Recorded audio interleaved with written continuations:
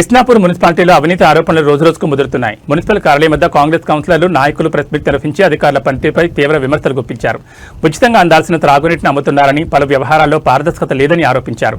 సంగారెడ్డి జిల్లా ఇస్నాపూర్ మున్సిపాలిటీలో అవినీతి ఆరోపణలు తీవ్రంగా మారుతున్నాయని కాంగ్రెస్ కౌన్సిలర్లు పేర్కొన్నారు.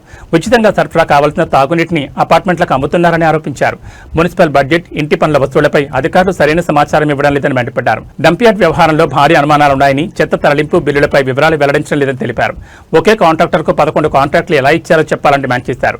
చైర్పర్సన్, కుటుంబ సభ్యులపై కూడా ఆరోపణ చేస్తూ సీఎస్ఆర్ నిధులను స్థానిక వార్డులో వినియోగించాల్సిన అవసరం ఉందన్నారు. పరిశ్రమలకు దొంగచాటుగా త్రాగునీటిని సరఫరా చేస్తున్నారని కూడా విమర్శించారు.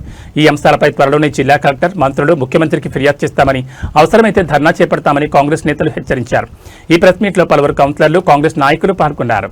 ట్రాన్స్పరెన్సీ లేకుండా ఎక్కడ డీజిల్ నింపినావు, దానికైనా ఖర్చు ఎంత, దాన్ని ఎక్కడ డంప్ చేసినావు అనే ఇన్ఫర్మేషన్ 3 నెలల నుంచి అడుగుతున్నాం. ఇప్పటి వరకు దానికి సంబంధించిన అధికారులు ఏ ఇన్ఫర్మేషన్ ఒక కౌన్సిలర్గా అడుగుతున్నా కూడా ఇస్తలేదు. దానిపైన దాని నుంచి ఏమన్నా మీరు లబ్ధి పొందిండా, దాని ట్రాన్స్పరెన్సీ మేము మీ ద్వారా రిక్వెస్ట్ చేస్తున్నాం. మాకు ఆ ట్రాన్స్పరెన్సీ కావాలని చెప్పేసి. కాంగ్రెస్ సర్పంచ్ ఉన్నా కూడా టీఆర్ఎస్ ఎమ్మెల్యే గారు ఉన్నారు కాబట్టి ఎమ్మెల్యే గారిది నడిచింది.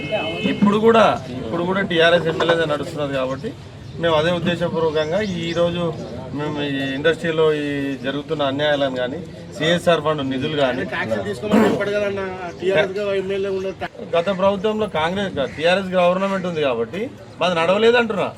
ఇప్పుడు కూడా టీఆర్ఎస్ చైర్మన్ ఉన్నాడు కాదు, మాది నడుస్తలేదు, మాకు న్యాయం చేయమని మీడియా మిత్రుల ద్వారా మేము అడుగుతున్నామని చెప్తున్నాం. పబ్లిక్ న్యాయం చేయమని అడుగుతున్నాం.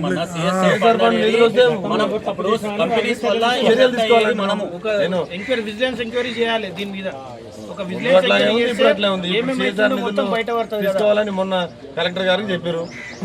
మేము పోవద్దు అంటున్నాం, మా మున్సిపాలిటీలోనే ఉండాలంటున్నాం, మా మున్సిపాలిటీ ప్రజలకే చెందాలంటున్నాం. దానిలో తప్పేముంది? టెండర్ కాంట్రాక్ట్లో విజువాలిటీగా ఉన్నాం అంటే ఏ విధంగా టెండర్ కాంట్రాక్ట్స్ పిలిచి ఆ టెండర్ కాంట్రాక్ట్స్ను ఒకరికి 11 టెండర్ కాంట్రాక్ట్ రావడానికి అలా అంతర్యం ఏంటి, దాని గురించి ఒక పూర్తి వివరణ కావాలని మేము వాళ్ళని అడిగినాము. దాని గురించి ఏమి ఇవ్వాలి. ఇంకోటి, ఏదైనా కాంట్రాక్ట్ వర్క్ నడుస్తున్నప్పుడు దాని టైం షెడ్యూల్ ఉంటుంది. ఆ షెడ్యూల్ పర్ఫెక్ట్గా అప్లై కావట్లేదు. కాకపోవడానికి రీజన్ ఏంటి? వీళ్ళు ఏమన్నా వాళ్ళతో లాలుచి పడిపోయి ఏమైనా చేస్తున్నారా లేదా ఇంకా ఏమైనా? ఇంకొకటి, గతంలో గ్రామ పంచాయతీలో ఉన్నప్పుడు ఇచ్చిన కన్స్ట్రక్షన్స్ అవే పర్మిషన్తో నడుస్తున్నాయి ఇప్పటివరకు. మళ్ళీ అటువంటి మీద యాక్షన్ తీసుకొని నోటీసులు జనరేట్ చేయడం జరుగుతుంది. ఇప్పటివరకు దానిపైన ఎలాంటి రెస్పాన్స్ లేదు. వాటికి ఎందుకు అలా చూస్తున్నట్టు ఎందుకు వదిలిపెడుతున్నారు, వాళ్ళకి వీళ్ళకి మధ్య ఏం నడుస్తున్నారు అనే విషయం రెవెన్యూ పెంచడం కోసమని మేము అడుగుతున్నాము. మళ్ళీ వాళ్ళు ఎందుకు దీన్ని సీరియస్గా తీసుకోవట్లేదు అనేది మేము మీ ద్వారా వాళ్ళకి తెలియజేయాలని చెప్పేసి మేము అనుకుంటున్నాం. ఇంకోటి, మున్సిపల్ కాకముందు గ్రామ పంచాయతీ వ్యవస్థ నుంచి మున్సిపల్ వ్యవస్థ మారినప్పుడు కొన్ని అవకతవకలు జరిగాయని మా ఉద్దేశం. దానికి ఒక క్లియర్గా కావాలి, దాని గురించి విజువల్ ఎంక్వైరీ కావాలని మేము కోరుకుంటున్నాం.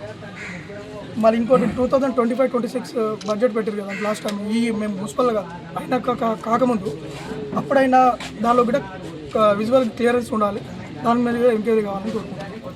ఒక విషయం ఏంటంటే, మున్సిపల్ వ్యవస్థలో జరుగుతున్నటువంటి అక్రమాలు కావచ్చు, లేకపోతే లీగల్ యాక్టివిటీస్ కావచ్చు, లేకపోతే ఏమైనా ఎట్లాంటి విషయాలు ఉన్నా ప్రజలకు పారదర్శకంగా తీసుకొద్దామనే ఉద్దేశంతో ఈ ప్రెస్ మీట్ పెట్టడం జరిగింది. ఈ ప్రెస్ మీట్లో ముఖ్యంగా మేము కౌన్సిల్ ఎలక్ట్ అయినప్పటి నుంచి మేము కమిషనర్ గాంధీ అని అందరినీ అడుగుతున్నట్టు ఏంటంటే, మాకు ప్రజలకు మేము అవగాహన కల్పించాలి, ప్రజలకు మేము ట్రాన్స్పరెంట్గా ఉండాలంటే వ్యవస్థలు ఏం జరుగుతుందో మాకు మీరు తెలవాలని విషయంతో ఈసారి వరకు ఒక కౌన్సిలర్ హోదా ఉంది అడిగినాం. మళ్ళీ అవుట్ ఆఫ్ కౌన్సిలర్ కాకుండా ఒక సామాన్య ప్రజలుగా ఉండి అడుగుతున్న విషయాలు ఏంటంటే, ఇస్నాపూర్ మున్సిపాలిటీలో ఇండస్ట్రీ పరంగా రివిజన్ పెట్టమని అడిగి ఇప్పటికీ మేము 3 months అవుతున్నా దానిపై నెలని తీసుకోలేదు. మాకు తీసుకోవడానికి ఉద్దేశం ఏందో మాకు ఇప్పటికీ అర్థం కావట్లేదు. ఎందుకోసం పెట్టమని అడిగామంటే, 1918-19లో ఇండస్ట్రియల్ ఇలా వచ్చిన తర్వాత అప్పుడు ఒక ట్యాక్స్ 35% ట్యాక్స్ మున్సిపల్ ఆఫీస్ అంటే అప్పుడున్న గ్రామ పంచాయతీ కట్టింది. ఇప్పుడు అదే ట్యాక్స్ మున్సిపల్ ఆఫీస్ కడుతున్నారు.